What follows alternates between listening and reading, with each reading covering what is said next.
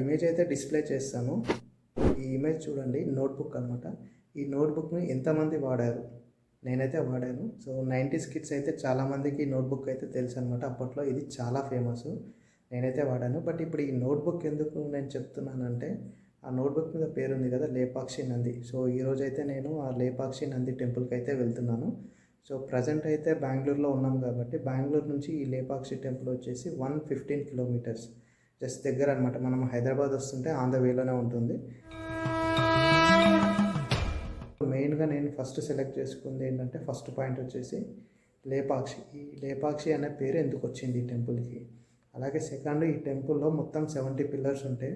అందులో 69 పిల్లర్స్ కింద ఆనుకొని ఉంటుంది. ఒక పిల్లర్ మాత్రం గాల్లో తేలుతూ ఉంటుంది. సో ఒక్క పిల్లర్ ఎందుకు గాల్లో తేలుతూ ఉంది అనేదే ఇక్కడ సీక్రెట్ అనమాట. సో చాలామంది ఏం చెప్తున్నారంటే అది గాల్లో తేలుతుంది అని చెప్తున్నారు, కొంతమంది కింద ఆనిందని చెప్తున్నారు.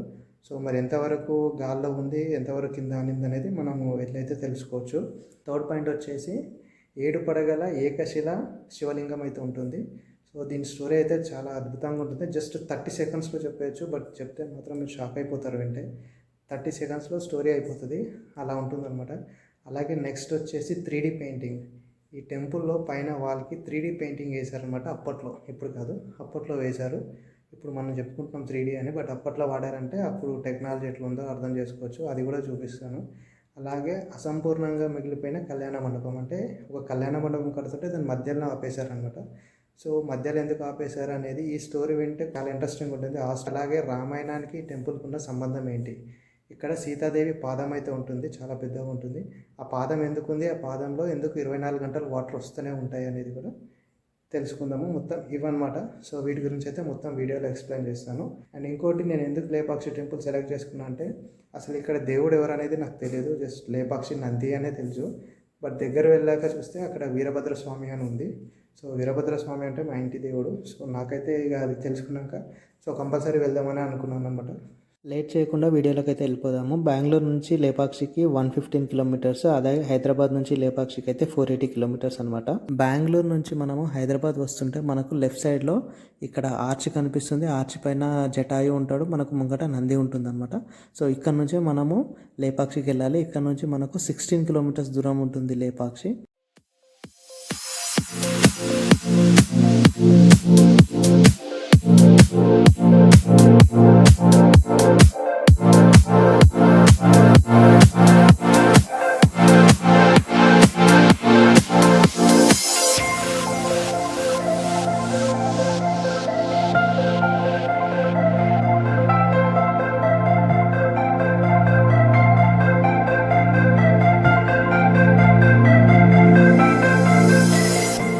వీడియోలో మీకు పెద్ద రాయి పైన జటాయు పక్షి అయితే కనిపిస్తుంది కదా, అదే మనకు జటాయు థీమ్ పార్క్ అనమాట. సో ఆ థీమ్ పార్క్ పక్కనే మనకు లేపాక్షి టెంపుల్ ఉంటుంది. ఈ జటాయుకి ఆపోజిట్లోనే లేపాక్షి నంది కూడా ఉంటుంది.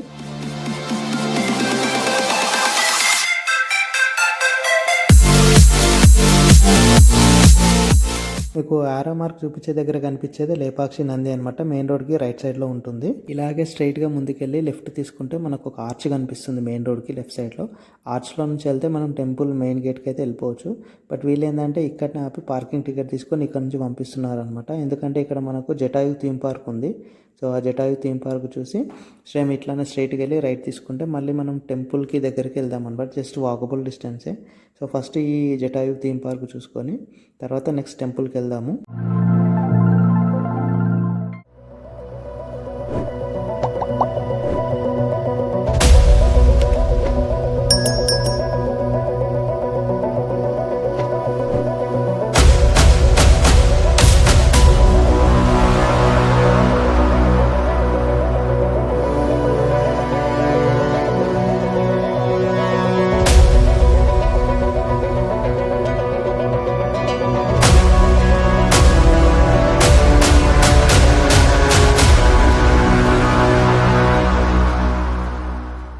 జటాయు థీమ్ పార్క్ కంప్లీట్ చేసుకొని నెక్స్ట్ లేపాక్షిలో ఉన్న మెయిన్ టెంపుల్ అయిన వీరభద్ర స్వామి టెంపుల్కి అయితే బయలుదేరాము. మనం ఇక్కడ నుంచి వస్తే ఇక్కడ పార్కింగ్ చేసుకోవచ్చు అనమాట. ముందు నుంచి వస్తే అక్కడ సైడ్ పార్కింగ్ ఉంటుంది. అక్కడ ఇబ్బంది అవుతుందని అయితే మనకు వెహికల్ ఇక్కడే పార్కింగ్ చేయించారు. సో అందుకే వాళ్ళు అన్నీ ఇక్కడికే పంపిస్తున్నారు.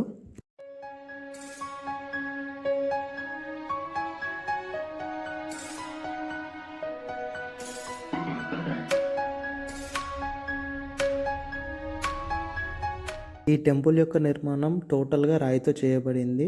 ఎందుకంటే ఈ టెంపుల్ ఒక పెద్ద రాతి కొండ పైన నిర్మించారు.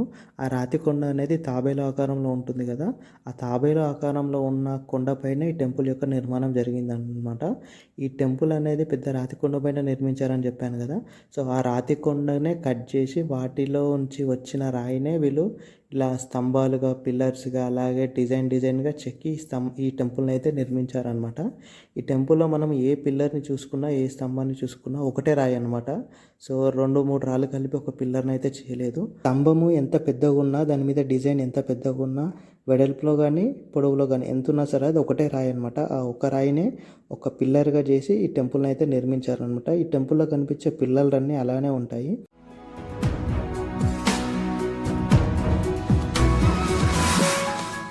ఇంతకుముందు మీకు చెప్పినట్టు ఈ టెంపుల్లో ఒక పెద్ద రాతి కొండ పైన నిర్మించానని చెప్పాను కదా, ఎందుకంటే ఈ టెంపుల్ నిర్మాణానికి ఫౌండేషన్ అనేది ఏమి లేదు, పునాది. నార్మల్గా అయితే మనము ఒక ఇల్లు కన్స్ట్రక్షన్ చేయాలంటే కింద ఫస్ట్ పునాది అయితే తవ్వి దాని తర్వాత మనము గోడలు పెట్టి ఇల్లు కన్స్ట్రక్షన్ అయితే చేస్తాం కదా, బట్ ఈ టెంపుల్కి మాత్రం ఫౌండేషన్ అనేది ఏమీ లేదనమాట. ఒక రాయి పైన ఒక రాయి పెట్టి అయితే నిర్మించారు. అలా నిర్మించడం వల్ల రాతి గోడలు కింద పడిపోయే అవకాశాలు ఉంటాయి అని రాయికి మధ్యలో ఇంటర్లాకింగ్ సిస్టమ్ అయితే ఏర్పాటు చేశారనమాట. దానివల్ల ఆ గోడలు కింద పడిపోకుండా స్ట్రాంగ్గా ఉంటాయి. ఆ ఇమేజ్ కూడా మీకు పైన చూపిస్తాను, ఒకసారి చూడండి. ఇప్పుడు మీరు చూస్తున్న ఈ శివలింగము 7 పడగల ఏకశిల నాగశివలింగం అనమాట. ఈ శివలింగాన్ని మీరు చాలా సినిమాలు అయితే చూసుంటారు. బట్ ఈ శివలింగాన్ని నిర్మించడానికి ఎంత సమయం పట్టిందో తెలుసా? కేవలం 1-2 అవర్స్ లోపల ఈ శివలింగాన్ని అయితే నిర్మించారు.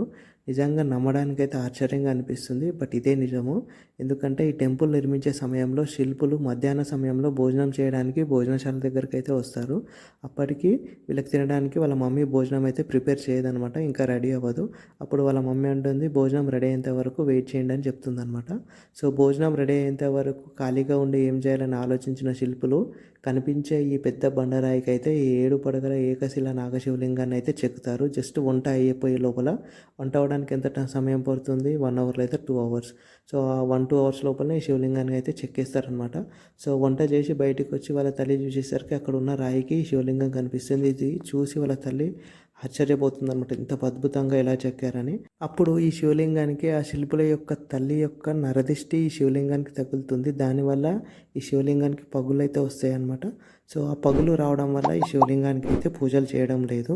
ఎందుకంటే హిందూ సాంప్రదాయాల ప్రకారం పగిలిన లేదా డ్యామేజ్ అయిన విగ్రహాలకి పూజ చేయడం నిషేధం అన్నమాట.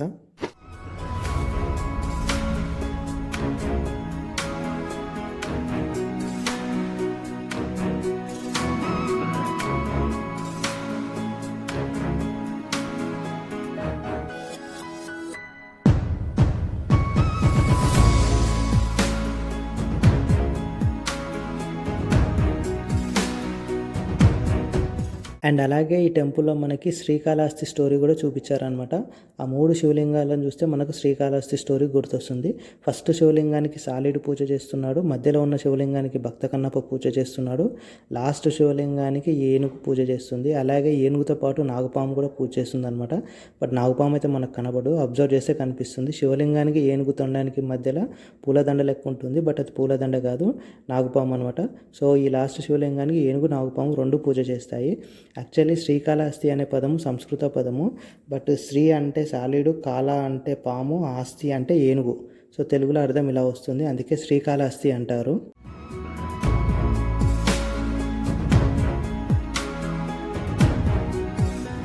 మన హిందూ సాంప్రదాయాల ప్రకారం మొదట ఏ కార్యం చేసినా, ఏ పూజ చేసినా ఫస్ట్ వినాయకునికి అయితే పూజ చేసేంత వరకు ఏ కార్యక్రమం అయితే స్టార్ట్ అవ్వదు.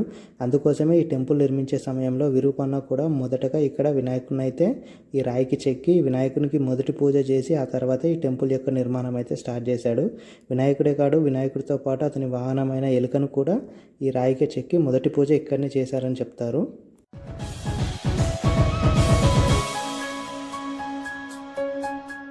నెక్స్ట్ మనము అసంపూర్ణంగా మిగిలిపోయిన కళ్యాణ మండపానికి అయితే వెళ్తున్నాము. ఈ కళ్యాణ మండపం చూస్తుంటే మనకు ఓన్లీ పిల్లర్సే కనిపిస్తాయి, పైన స్లాబ్ లాంటిది అయితే ఏముండదు. సో ఎందుకు ఇది అసంపూర్ణంగా ఉంది, ఎందుకు మధ్యలో ఆపేశారంటే దీనికి ఒక చిన్న స్టోరీ ఉంది, ఆ స్టోరీ అయితే చెప్తాను. ఈ టెంపుల్ని 16వ శతాబ్దంలో విజయనగర కోశాధికారి అయిన విరూపన్న మరియు అతని తమ్ముడు వీరన్న ఈ టెంపుల్ని అయితే నిర్మిస్తున్నారు. ఈ టెంపుల్ నిర్మాణానికి కావాల్సిన డబ్బును పెనుకొండ రాజు అయిన శ్రీకృష్ణదేవరాయల తమ్ముడు అచ్యుతరాయలు అయితే మనీ ఇస్తున్నాడు. ఈ టెంపుల్ నిర్మాణం అనేది 1522లో స్టార్ట్ అయ్యింది.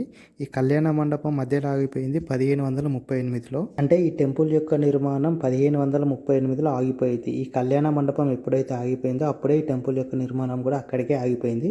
ఇప్పుడు మనం చూస్తుంది కూడా ఎప్పుడైతే 1538లో ఆగిపోయిందో అప్పటి వరకు నిర్మించిన కళ్యాణ మండపమే. కేవలం 16 సంవత్సరాలు మాత్రమే ఈ కళ్యాణ మండపాన్ని, ఈ టెంపుల్ని నిర్మించారనమాట. ఎందుకు ఈ టెంపుల్ మధ్యలో ఆగిపోయిందంటే, ఈ కళ్యాణ మండపం కడుతున్న సమయంలో మనీ ఇస్తున్న అచ్యుతరాజు చనిపోతాడు. అతనికి కొడుకులు ఎవరు ఉండరు. ఆయన అల్లుడు వస్తాడు. ఆయనకి ఈ టెంపుల్ నిర్మిస్తున్న విషయం తెలియదు. కొంతమంది ఈ టెంపుల్ కడుతున్న విరూపన్న వ్యతిరేకులు ఈ విషయాన్ని రాజుగారికి చెప్తారు. రాజుగారు మీకు తెలియకుండా మీ ఖజానా నుంచి డబ్బులు తీసుకుపోయి అక్కడ వృధా చేస్తున్నాడని విరూపన్న వ్యతిరేకులు రాజుగారికి చెప్తారు. అప్పుడు రాజుగారు ఆ విరూపన్నను తీసుకొచ్చి అతని కనుగుట్లు పీకేయమని ఆదేశిస్తాడనమాట. ఈ విషయం తెలుసుకున్న విరూపన్న అందరి ముంగట అవమానపడాలి అని ఆలోచించి తన కనుగుట్లు తానే పీక్కొని ఈ కళ్యాణ మండపంలో గోడ కొడతాడనమాట. అక్కడ మనము ఇప్పటికీ చూసినా ఈ రోజుకి ఆ కనుగుడ్లు ఎక్కడైతే తాకినాయో అక్కడ ఆ ప్లేస్లో రక్తం మరకలు ఇప్పటికీ మనం చూడొచ్చు అనమాట. ఈ కనుగుడ్లు తను తీసుకొట్టింది 1538లో. సో అప్పటి నుంచి ఇప్పటి వరకు అక్కడ రక్తం మరకలు అలానే ఉన్నాయి. అలాగే 1902లో బ్రిటిషర్స్ వచ్చి ఆ బ్లడ్ శాంపిల్స్ తీసుకొని వెళ్ళి ల్యాబ్లో చెక్ చేస్తే అది హ్యూమన్ బ్లడ్ అని వాళ్ళు డిక్లేర్ చేశారనమాట. సో దాదాపు 360 సంవత్సరాల వరకు ఆ బ్లడ్ శాంపిల్స్ అలానే ఉన్నాయన్నమాట. ఇది వానకు నానినా ఎండకినా ఖరాబ్ కాలేవు. సో ఈ రోజుకంటే 480 ఇయర్స్ ఇప్పటికి కూడా మనం అక్కడ చూడొచ్చు, అలానే ఉంటాయి. అది కూడా మీకు ఈ వీడియోలో చూపిస్తాను, చూడండి.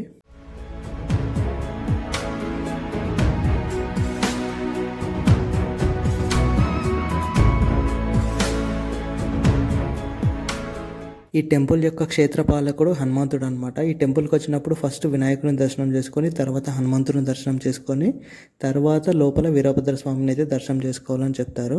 యాక్చువల్లీ ఈ హనుమంతునికి ముందే మనకు సీతాదేవి యొక్క పెద్ద పాదం అయితే కనిపిస్తుంది. ఆ పాదం మీకు ఇక్కడ ఫోటోలో చూపిస్తాను. ఆ పాదం ఇక్కడ ఎందుకు ఉంది, రామాయణానికి ఈ టెంపుల్కి సంబంధం ఏందనేది అయితే ఇప్పుడు చెప్తాను. సీతాదేవిని రావణాసురుడు లంకకు తీసుకొని వెళ్తున్నప్పుడు జటాయువు అడ్డుపడుతుందనమాట, సీతాదేవిని తీసుకుపోకూడదని. అప్పుడు రావణాసురుడు జటాయు యొక్క 2 రెక్కలను నరికేస్తాడు. అప్పుడు జటాయువు ఇక్కడ వచ్చి పడుతుందనమాట. అప్పుడు ఆ జటాయువు రాముడికి సీతాదేవిని రావణాసురుడు తీసుకెళ్లాలని చెప్పాలని సీతాదేవి అక్కడ పాదం మోపుతుంది. ఆ పాదంలో ఎప్పటికీ వాటర్ వస్తూనే ఉంటాయి అన్నమాట. సో అలా రెక్కలు ఇరిగిపోయిన పక్షి రాముడు వచ్చేంత వరకు బతికుండాలి కాబట్టి ఆ సీతాదేవి పాదంలో నుంచి వచ్చే వాటర్ తాగుకుంటూ జటాయువు రాముడు వచ్చేంత వరకు బతుకుంటాడనమాట. సో అందుకే సీతాదేవి అక్కడ పాదం ఊపుతుంది అంటారు. ఆ పాదం నుంచి వచ్చే వాటరే జటాయువు తాగుకుంటూ బతుకుతాడనమాట. తర్వాత రాముడు ఆ జటాయువు దగ్గరకు వచ్చి మాట్లాడితే అప్పుడు జటాయువు సీతాదేవిని రావణాసురుడు తీసుకుపోయిందని చెప్తాడు. అలాగే ఈ టెంపుల్కి, ఈ ఊరికి లేపాక్షి అనే పేరు ఎందుకు వచ్చింది అంటే, రాముడు జటాయువు దగ్గరకు వచ్చినాక లే పక్షి అని పిలుస్తాడనమాట. లే పక్షి అని పిలిచే పదము కాలానుగుణంగా అది లేపాక్షి అనే విధంగా మారిందని అయితే చెప్తారు. మేము కళ్యాణ మండపంలో నార్మల్గా సెల్ఫీ వీడియో తీసుకుంటే ఆ స్తంభం మీద ఒక చిత్రం కనిపించింది. దాని మీనింగ్ ఏంటంటే, ఆ కాలంలో బొట్టు అనేది అలా ఒక చేత్తో అద్దం పట్టుకొని ఇంకో చేతితోటి పైనుంచి బొట్టు పెట్టుకునేవాళ్ళు. బట్ ఇప్పుడైతే మనం ఏం చేస్తున్నామంటే అరచేతిని చూసుకుంటూ బొట్టు పెట్టుకుంటున్నాము. సో ఇప్పుడు మనం పెట్టుకునే పద్ధతి కరెక్ట్ అయిన పద్ధతి కాదు. ఎందుకంటే అరచేతిని చూసుకుంటూ బొట్టు పెట్టుకుంటే ఆయుష్ తగ్గుతుందని చెప్తారు. బట్ ఆ కాలంలో అలా అరచేతిని చూడకుండా బొట్టు పెట్టుకునే వాళ్ళంట. సో ఇలా ఈ టెంపుల్లో ఒక్కొక్క పిల్లర్ మీద, ఒక్కొక్క స్తంభం మీద చాలా బొమ్మలు ఉన్నాయి. వాటికి ఒక్కొక్క మీనింగ్ ఉంటుంది. బట్ అన్నీ అయితే మనం తెలుసుకోలేము. బట్ తెలుసుకుంటే దాని మీనింగ్ అయితే చాలా ఉంటాయి. చాలా తెలుసుకోవాలనేదే నా ఇంటెన్షన్ అనమాట. మ్యాక్సిమం నేను ఏ టెంపుల్కి వెళ్ళినా అక్కడ ఉన్న వాటి మీద ఏముంది, దాని మీనింగ్ ఏంటని తెలుసుకోవడానికి ప్రయత్నం చేస్తాను.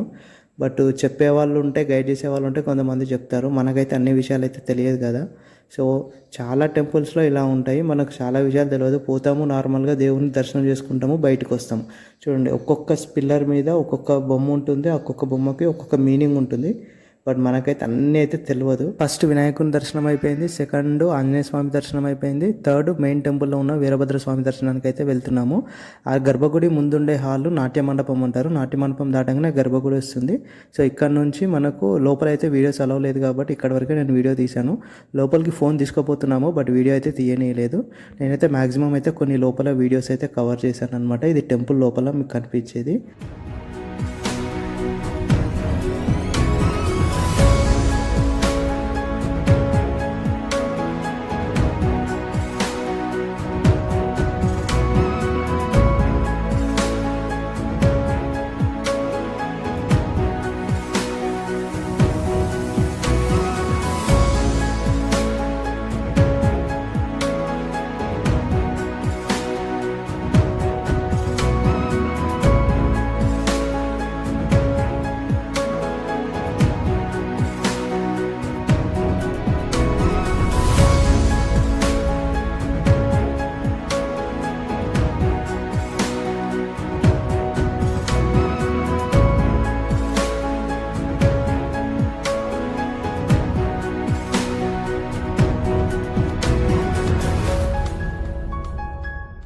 లోపల వీరభద్రస్వామి దర్శనం చేసుకొని బయటకు అయితే వచ్చాము. మెయిన్ టెంపుల్ ముంగట ఉన్న హాల్ని నాట్య మండపం అంటారు.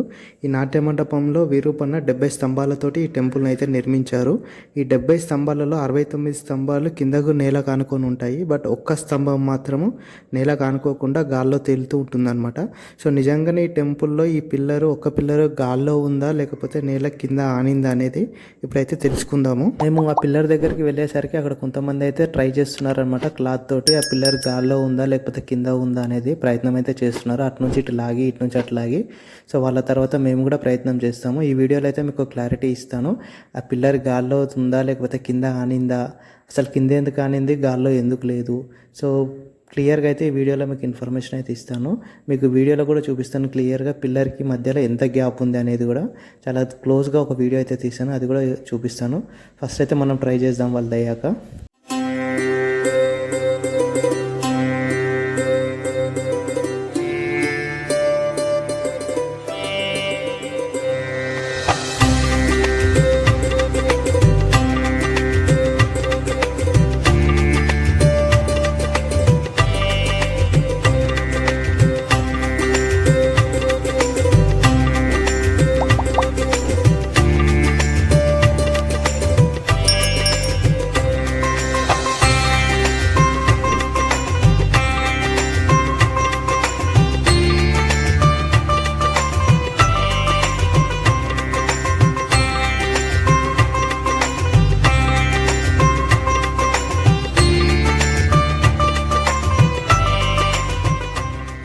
ఇప్పుడు మీరు చూస్తున్న ఈ పిల్లరే హ్యాంగింగ్ పిల్లర్ అనమాట. పైన అయితే అటాచ్మెంట్ ఉంటుంది, కింద మాత్రం అనుకోకుండా గాల్లో తేలుతూ ఉంటుంది. కింద ఫ్లోర్కి అయితే టచ్ అవ్వదు. అసలు నిజంగా టచ్ అయిందా లేదా అనేది క్లియర్గా చూపిస్తాను. ఒకసారి అయితే ఈ పిల్లర్ని పైనుంచి కింది వరకు అయితే వీడియో తీశాను అనమాట.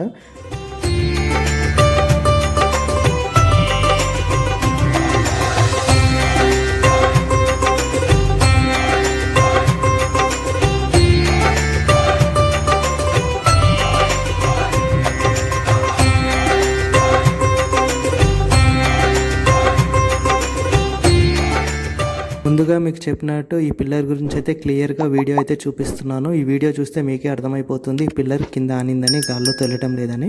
ఒక 10% అయితే కింద టచ్ అయింది, 90% గాల్లో తేలుతుంది. మరి కింద టచ్ అయినాక ఈ పిల్లర్ని ఎందుకు గాల్లో తేలుతున్న పిల్లర్, హ్యాంగింగ్ పిల్లర్ అని అంటున్నారంటే, నిజానికి చెప్పాలంటే ఈ టెంపుల్ నిర్మించే టైంలో ఈ పిల్లర్ని అయితే గాల్లోనే తేలేటట్టు నిర్మాణం చేశారు. కొన్ని రోజుల వరకు, కొన్ని సంవత్సరాల వరకు ఈ పిల్లర్ గాల్లోనే తేలుతుంది. కానీ 1902లో ఒక బ్రిటిషరు ఈ పిల్లర్ని ఎలాగైనా నేలకు టచ్ చేయాలని ఉద్దేశంతో ఆ పిల్లర్ కింద టచ్ చేయడానికి అయితే ప్రయత్నిస్తాడనమాట. అలా పిల్లర్ని కింద టచ్ చేసే సమయంలో పిల్లర్ని కదిలిస్తాడు. అంటే కింద ఒక ఇనుప రాడ్ పెట్టి ఆ పిల్లర్ని కదిలిస్తాడనమాట. అలా కదిలించడం వల్ల ఏమవుతుందంటే ఈ పిల్లర్ని కదిలించడంతోనే మిగతా పిల్లర్లు అన్నీ కదిలి గుడి కూడా కదలడం స్టార్ట్ అవుతుంది. అప్పుడు ఆ బ్రిటిషర్కి ఏమర్థమవుతుందంటే ఈ గాల్లో తేలే ఒక్క పిల్లరే ఈ టెంపుల్ యొక్క మొత్తం బ్యాలెన్స్ని మోస్తుందని అర్థం చేసుకొని తర్వాత అది అలానే వదిలేసి వెళ్ళిపోతాడు అనమాట. అప్పటి నుంచి ఈ పిల్లర్ అనేది కొంచెం క్రాస్గా వంగి ఒకటి సైడ్ టచ్ అవుతుంటుంది. మీరు టెంపుల్లో వచ్చినప్పుడు చూస్తే అన్ని పిల్లర్లు స్ట్రైట్గా ఉంటాయి, ఈ పిల్లర్ ఒకటి కొంచెం క్రాస్గా ఉంటుంది అనమాట. మీకు కనిపిస్తున్న ఈ పిల్లరు ఒక రాయితో చేసిందనమాట. ఇలాంటి పిల్లర్లు ఈ టెంపుల్లో చాలానే ఉంటాయి. అలాగే మీకు 3D పెయింటింగ్ గురించి కూడా చెప్పాను కదా, మీకు ఇప్పుడు 3D పెయింటింగ్ అనేది ఈ టెంపుల్లో పైన స్లాబ్కి అయితే కనిపిస్తుంది. ఇప్పుడు మీరు చూస్తున్న ఈ పెయింటింగే 3D పెయింటింగ్. ఈ 3D పెయింటింగ్లో మీకు విరూపన్న, అతని తమ్ముడు వీరన్న, అలాగే ఈ టెంపుల్ నిర్మించిన శిల్పుల గురించి అయితే ఇక్కడ వేశారనమాట. అలాగే ఈ టెంపుల్లో రామాయణము, మహాభారతం సంబంధించిన కథలు కూడా ఈ టెంపుల్లో 3D పెయింటింగ్లో వేశారు. అసలు ఇది 3D పెయింటింగ్ అని ఎందుకు అంటున్నారంటే, మీకు ఇప్పుడు ఒక ఇమేజ్ చూపిస్తాను, ఆ ఇమేజ్ చూడండి. ఆ ఇమేజ్లో ఏంటంటే కళ్ళు కనిపిస్తుంటాయి. ఆ కళ్ళు మీరు ఏ దిక్కు నుంచి చూసినా, ఎక్కడి నుంచి చూసినా అవి మిమ్మల్ని చూసినట్టే కనిపిస్తాయి అనమాట. మెయిన్ రోడ్ నుంచి మెయిన్ టెంపుల్కి వెళ్తుంటే మనకు లెఫ్ట్ సైడ్లో ఈ విగ్రహం అయితే కనిపిస్తుంది. ఈ విగ్రహం ఎవరిదంటే విరూపన్న. ఈ విరూపన్ననే ఈ టెంపుల్ యొక్క నిర్మాణం చేసింది. అలాగే కళ్యాణ మండపం మధ్యలో ఆగిపోయే సమయానికి తన కనుగుడ్లు తీసి గోడ కొట్టిన వ్యక్తి ఇతనే అనమాట. సో ఆయన జ్ఞాపకార్థం అయితే ఇక్కడైతే విగ్రహం ఏర్పాటు చేశారు. ఆ విగ్రహానికి పక్కన కొంచెం లెఫ్ట్కి వెళ్తే మనకు ఉచిత అన్నదాన సత్రం అయితే ఉంటుంది. మేము మధ్యాహ్నం భోజనం అయితే ఇక్కడే చేశాము. సో అన్నదానం అనేది నేనైతే నామోషిగా అయితే ఏం చేయను. సో ఏడ టెంపుల్ కాడ అన్నదానం ఉంటే ఆడపోయి అయితే నేను ప్రసాదంగానే తింటాము. అలాగే నాకు తోచిన సహాయం అయితే నేను చేస్తాను. అది 10 రూపాయలు కావచ్చు, 100 కావచ్చు, 500 కావచ్చు, 1000 రూపాయలు కావచ్చు. అప్పుడు నా దగ్గర ఉన్న దాన్ని బట్టి అయితే నేను అక్కడ అన్నదానానికి అయితే డొనేట్ చేస్తాను. ఎందుకంటే మనం బయట ఏడ తిన్నా కూడా ఒక 2000, 3000 బిల్ అవుతుంది. అలాంటిది కూడా 500 మనం డొనేట్ చేస్తే దానివల్ల ఒక 10 మంది తింటారని ఇక్కడ డొనేట్ చేస్తున్నాము.